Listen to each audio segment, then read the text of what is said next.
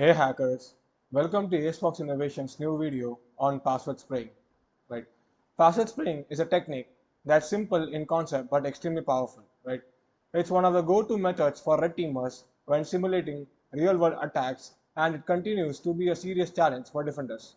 Let's get started and let's learn about password spraying in this video. So, what exactly is password spraying? Right. So password spraying is a brute force technique, but a smarter one, right? Instead of hammering one account with many passwords, which leads to quick lockouts, attackers flip the script. They try one or two common passwords across a large number of accounts, right? This spreads out the attempts, avoid lockouts, and greatly increase the chance of hitting an account with weak credentials. So how password spraying works, right? The workflow is kind of very straightforward but also effective, right? First, you need to collect usernames. This could be through OSINT, company websites, LinkedIn, or breach data, right? Then you build a small list of likely passwords, often based on seasonal patterns or corporate culture, right? Finally, you test the password one at a time across all accounts. If a single attempt is successful, which means that the attacker now has valid credentials and can move further into the environment with just minimal noise, right? And as what I say, here are some of the common passwords. Right? Generally, for password, you can use the some of the word list that's been available from internet, right? And and also password string is generally widely used in Active Directory environments, web applications, VPNs, cloud services, right, etc. An example scenario here, for the password string attack is like, the reason password spraying is like works so well is human predictability. By the way, employees often choose weak, easy to remember passwords like QWERTY123, password one, or rotate them by year, right? Like winter 2024 or like summer 2025, right? Even if policies enforce password changes, users tend to tweak the old one slightly instead of creating something stronger, right? Red team must take advantage of these habits to demonstrate just how risky predictable password patterns really are, right? And yeah, now we are into the example scenario, right? So here, as you can see, let's say we have a company of 1,000 employees, right? And we chose a single password, something known as welcome at the rate 123, right? Now what we are going to do here is we are going to use this password and we are going to password spray over all the users that we got from the organization, right? And generally, as what I said, like there will be no, it actually avoids the account lockouts, right? And even if one hit, which means that that you actually gain some sort of foothold into the organization. So yeah, again, like why password spraying is kind of dangerous, right? So as what I said, it actually avoids account lockout policies, the main thing, because most of the organization today they enforce the account lockout policies, right? But if that thing is kind of avoided or neglected, which means that your chances of getting a foothold into the system, into the organization, is like too high. Then of course the success ratio, as what I said, is like too high because of the human vulnerability or the human mentality with weak and reused passwords.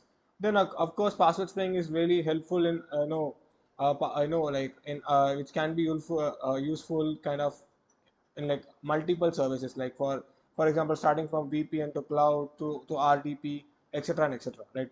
And of course the main advantage here for password spraying is about having, like, even with like some sort of minimal resources you'd be able to perform a proper attack.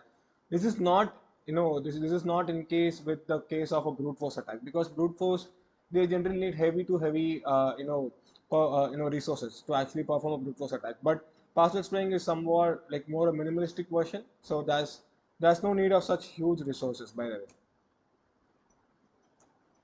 So here are some of the common tools that's used for password spraying, right? So of course, attackers and red teamers, they don't do this manually. They use this, right? They actually use tools. Popular choices include, like, we have the CrackMapExec, is like widely used in red team operations. It's like perfect for spraying passwords again SMB, RDP, or WinRM in Windows environments. And then we have the curve root, like, which is a favorite for user enumeration and password spraying, right? In cloud like environment, like Office 365 tools like MSQL spray and etc., right? They can be used here, right?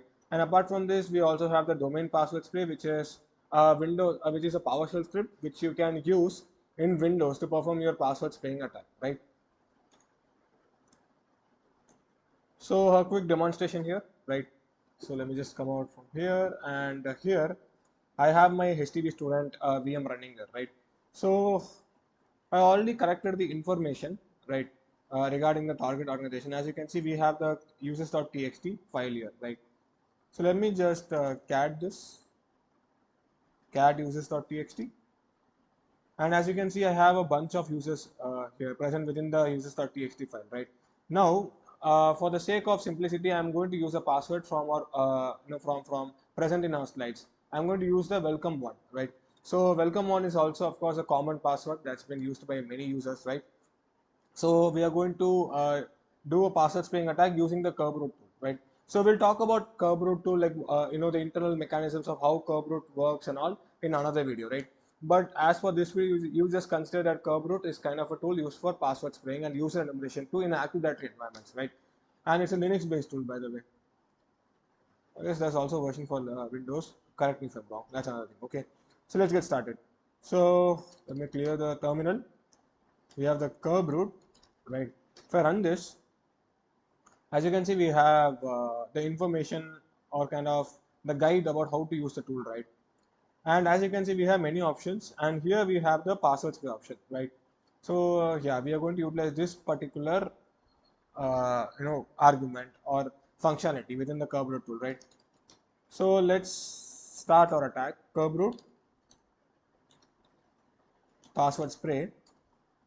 Then the domain. The domain is like inline local. Make sure you actually give your your target domain right here in the domain space, right? And then we have the DCIP, right? Then we need to provide the domain controller IP address, which is 172.16.5.5, right? And like we need to specify the users.txt, and finally the password, which is welcome one, right? Now just hit enter and let's see what happens behind the scenes. And as you can see, within like seconds, I would say, you are able to find a valid user with this particular password, right? So the username is like sgauge with the domain name, and then we have the password as welcome one. Now you can utilize these credentials to gain access into the system, like into the organization, to actually establish a proper foothold, right?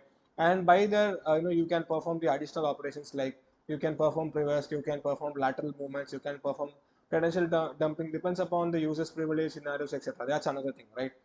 So yeah, like that's how password spraying is dangerous and easy to, by the way, right? So yeah, guys, so that's all about password spraying in this video. I guess you learned a bit about password spraying, what it is, by the way, right? So yeah, guys, that's all for this video, right? So yeah, and make sure you follow and subscribe to Azefox Innovations for more informative videos. Until then, bye, and we'll catch you all in another new video. Bye.